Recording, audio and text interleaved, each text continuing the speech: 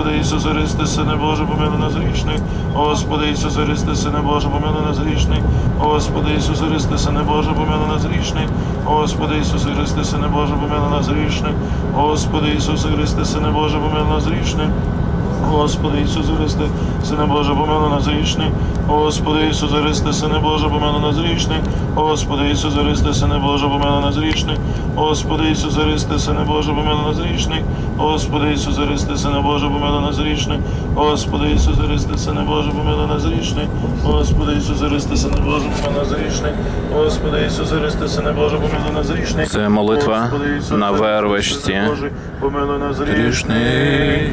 Достойно є воістину, величати блаженою Тебе, Богородицю, присно блаженою і пренепорочною, і Матір Бога нашого, чеснішого від херовимів, і незрівняно славнішого від серафимів, що без одіння Бога слова породила, сущу